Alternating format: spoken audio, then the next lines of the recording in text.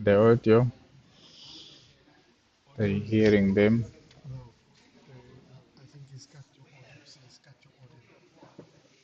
Okay, can we add?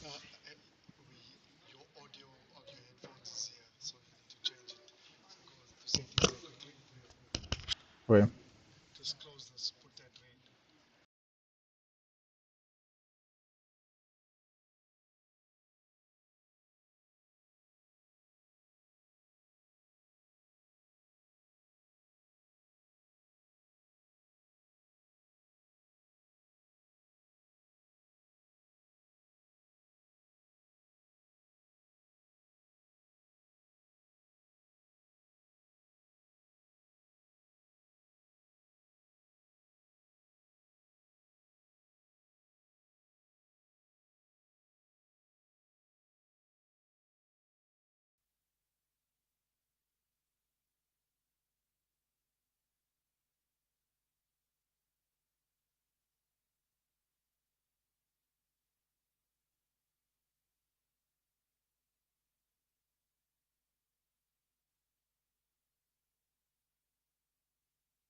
2, 1, 2.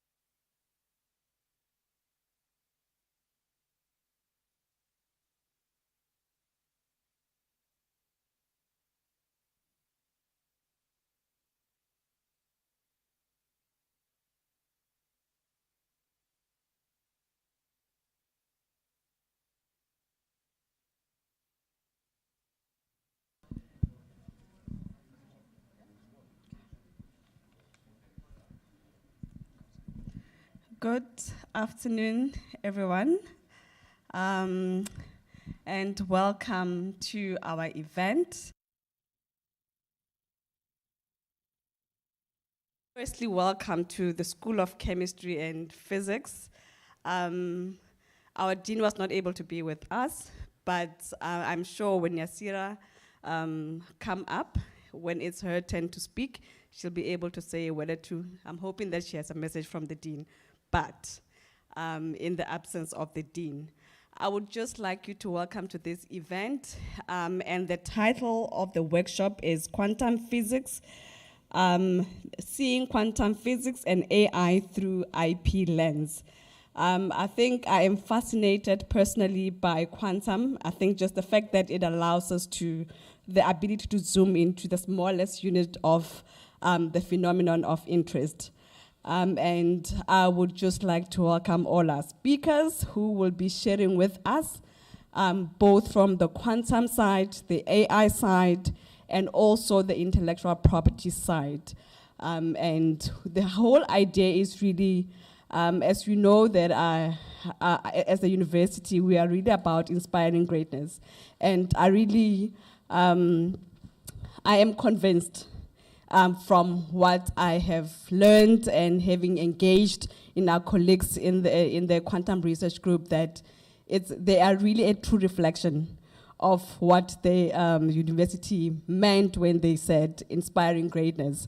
They are really doing the kind of work that reflects exactly that, and we want to take that and push it into the community, and that's where the intellectual property comes in. We need to be able to package our work in a way that really gets to the community and is for the benefit of the community. And that can be through products and processes. I am not going to say much. And so we are the UKZN Incubate. We have 3 different arms within UKZN Incubate. We have the Technology Transfer Arm, and that is us as a unit as we are here today. We also have consultancy, and we also have Inspire. I'm sure our students here know about that. If you don't know, please come and ask me at the end of the speeches.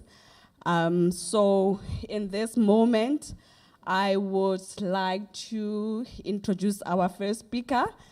We have a thread, which is load shedding. But we will do our best, and our speakers are also ready to be as innovative as they can be. IP is really all about innovation, so this is where the innovation is going to start before we understand how everyone else applies it in their unit. So our first speaker is going to be Mr. Vishen Pillay. Mr. Vishen will be presenting on quantum physics / AI. AI is artificial intelligence and the law.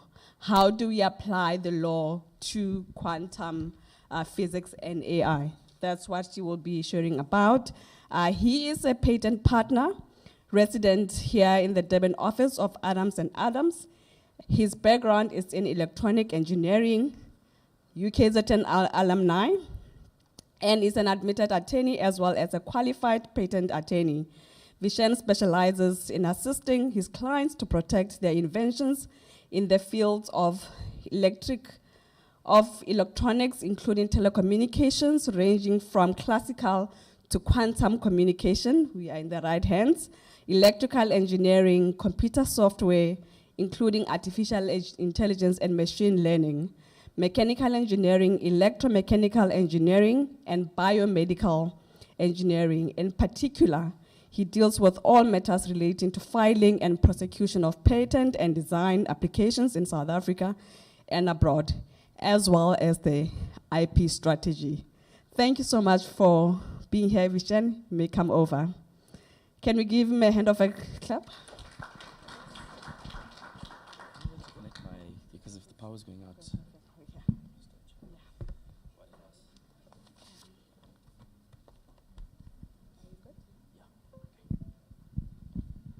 Okay, good afternoon, everyone, and thank you so much for the introduction. If I knew you were going to read out the entire thing, I would have made it much shorter.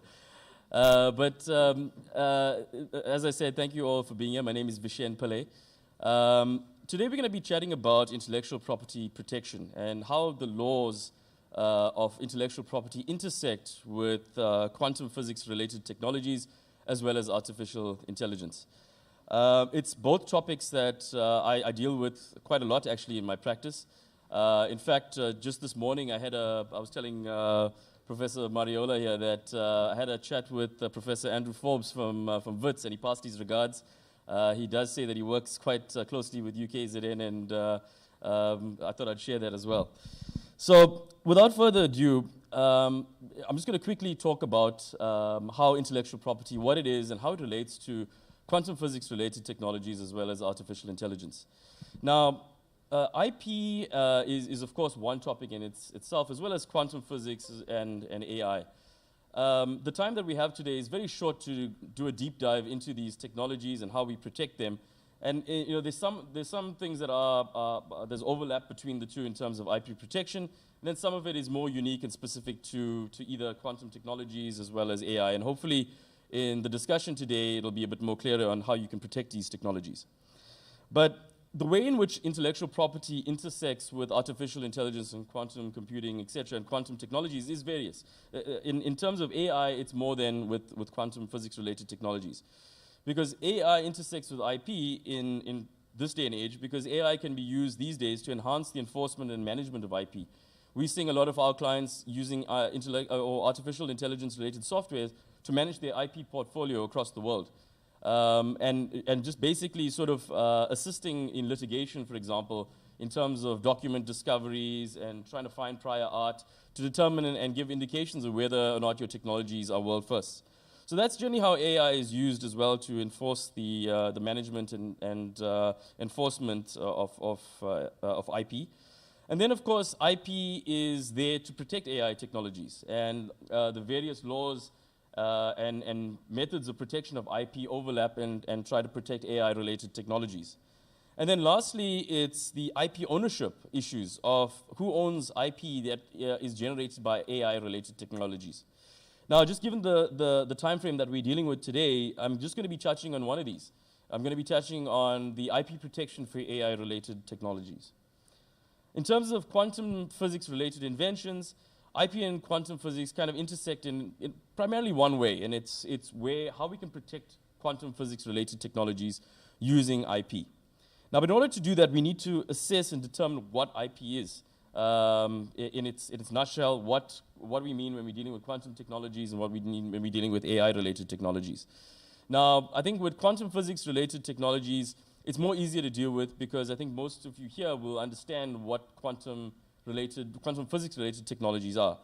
AI is always a tricky one because it's not necessarily like traditional programming where you have a data input, you have a program that you put into a machine, and then you get an output at the end of that process. AI, what happens is you put a data input, you train the computer with an output or what you want it to output, and effectively the computer outputs a mathematical model or a program which is effectively a weighted model which then makes a decision-making process a bit easier.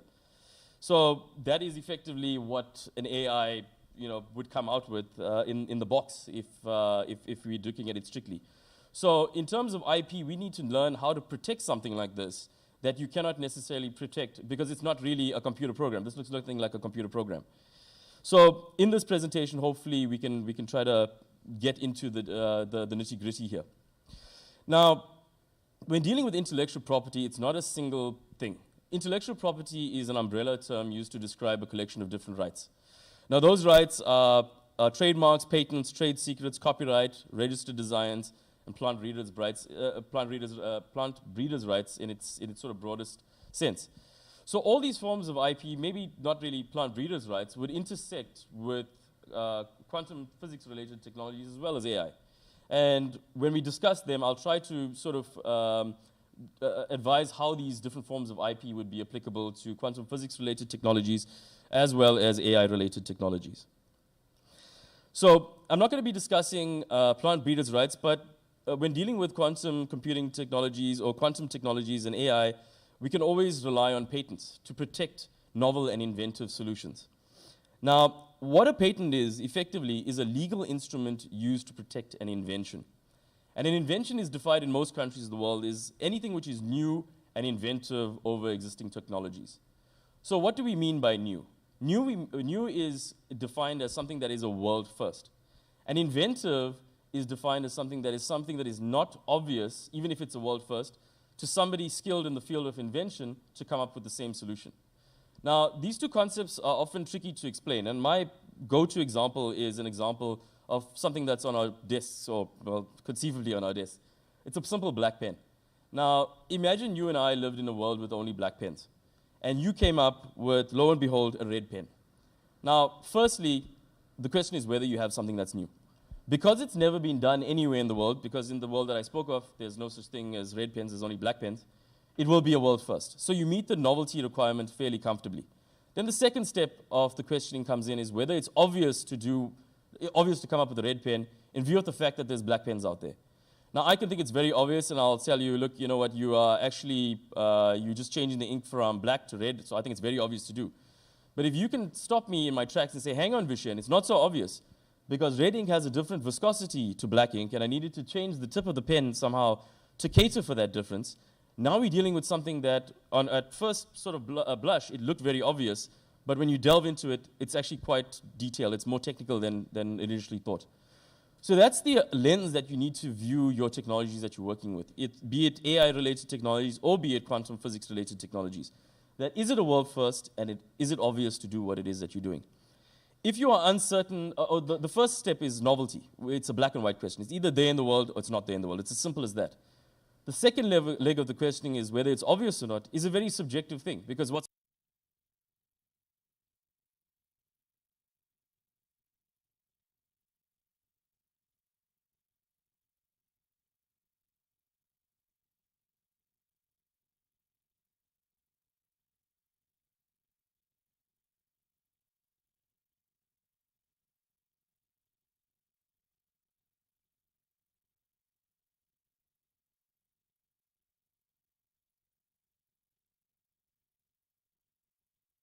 technologies when you have something that is maybe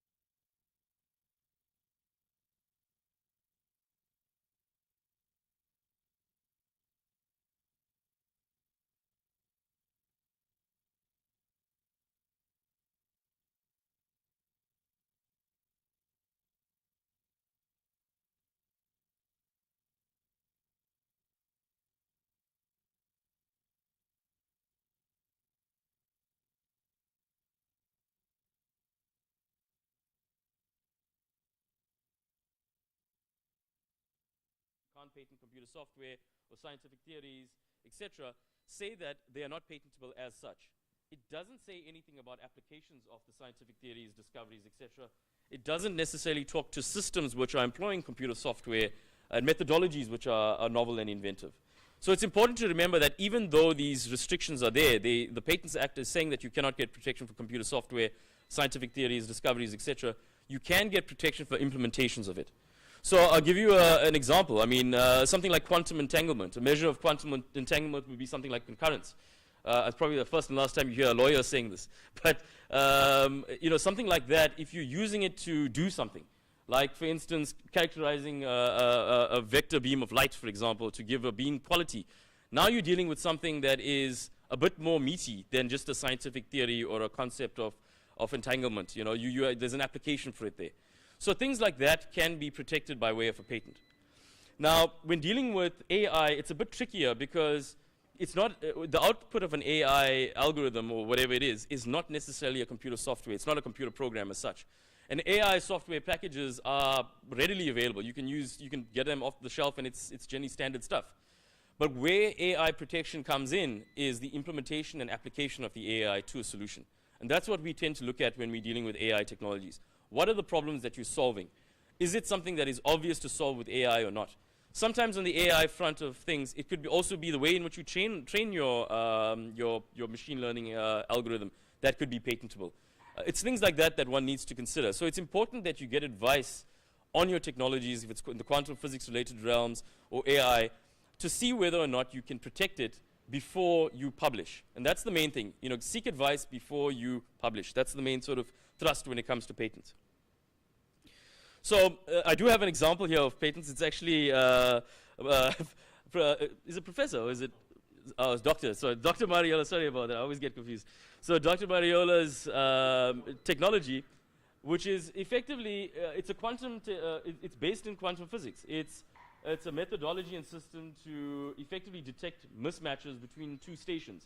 So, if you have two satellites that are misaligned, for example, Dr. Mariola's system is going to be in the system that will tell you, it's not aligned, and realign it together. So, and it's using quantum physics, theoretical quantum physics, but a practical application of theoretical quantum physics to solve a problem. Now, something like this, Dr. Mariola will tell you as well, is that it also brings something to the fore as well, is that even if you have a quantum technology-related invention, it doesn't necessarily mean that and if you get a patent for it, because Dr. Mariola has patents around the world for this technology, but it doesn't necessarily mean that you have granted patents that you're going to generate huge amounts of revenue from the technology. It's your foot in the door to attract a lot of things like funding, etc., and it will, of course, protect yourself if the technology becomes commercial. But the reality is that it's the first step in this entire process. Getting a patent doesn't make or break your technology. It is there, and that's what patents should be looked at as a legal tool. It's a tool of how can you use it best. And in the university settings, there's very little other tools that you can use, especially if you're planning to publish your technology, that gives you that foot in the door. And that's where patents come in. It gives you that foot in the door to enable you to at least extract commercial value from your technologies, in addition to being able to publish, etc. So the other forms of IP that are applicable to the technologies that we're going to be dealing with are registered designs. Now, registered designs is a different form of IP, and registered designs protects the appearances of articles. Now, whereas your patents protect underlying novel and inventive concepts, for a pen, a simple pen example would be if a pen wasn't in existence before you created it, it would be a housing enclosing an ink-filled filament with a fluid distribution mechanism coupled to that ink-filled filament. Now, if you describe it in those terms in a patent, you can think of any variation of a pen, it will fall into that definition of what a pen is in terms of the patent. Whereas registered designs, where it fits in, is it protects the appearance of a pen. My big pen sitting on my desk looks much different from your fancy Parker pen sitting on your desk. And I can get protection for mine in the way it looks, and you can get protection for yours in the way it looks. And the requirements for registered design protection is that your design, your appearance of your design needs to be a world first. And in South Africa, there's two types of registered designs. There's an aesthetic design, which protects articles that just, has aesthetic qualities. And then there's another form of registered designs called functional designs, which protect articles whose shape is necessitated by the function it's going to perform. So another simple example would be a chair to illustrate registered designs. This chair in front of me here, it could have a really nice aesthetic appearance that I took a lot of time and effort to design that chair, so I can get protection for it as an aesthetic design because it looks really nice. But in the designing of the chair, if I put time and effort to come up with the specific backrest to achieve a certain lumbar support for my back, now we're dealing with something that has functionality as well. So we can then get protection for it as a functional design. In terms of AI and quantum physics related technologies, it's unlikely that you're going to have protection for your products if you have a registered design, unless the packaging in which it comes in or the way in which it's packaged is a unique appearance. You can protect it that way. But for AI-related technologies, it's more suited to graphical user interfaces. You can protect a graphical user interface with a registered design. Excuse me. Now, it's important that with patents, as I said, you file your patent or you consult with Incubate before you launch or before you publish your papers or before you disclose your invention publicly. The same goes true for registered designs. Before you release your design to the public, please seek some advice. The only benefit for registered designs is that there's a 6-month grace period. Now that's useful because if you release your design today, within 6 months you can go back and file a registered design to protect that design. A lot of my clients in the fashion industry use this because they're not sure which products are going to be the good sellers. So what they end up doing is that they release their product to the public, see which ones are the big sellers, and in the 6-month time, they file the registered designs for the ones that are going to be making them money. So it's just something to bear in mind. Now, the other form of IP that I wanted to chat about is trademarks. Now, patents and registered designs kind of lurk in the background. We don't really know about them because they're not really in our faces as much. Trademarks, on the other hand, is something that's in our face all the time. I'm looking at this young lady's shirt here. It's got an Adidas logo. It's got the name. Even if I just had to see that logo, I'll know that it's an Adidas product. And that's what trademarks protect. It protects anything that is capable of graphically distinguishing your goods and services from those of your competitors. So it needs to be capable of distinguishing your goods and services from those of your competitors. If I go into a store and I want to buy a cola-flavored beverage, I'm either going to ask for a Coca-Cola or a Pepsi. Those are the two that I know. I'm not going to necessarily go and try to fiddle around and figure out which other ones out there. So that's the power of a trademark.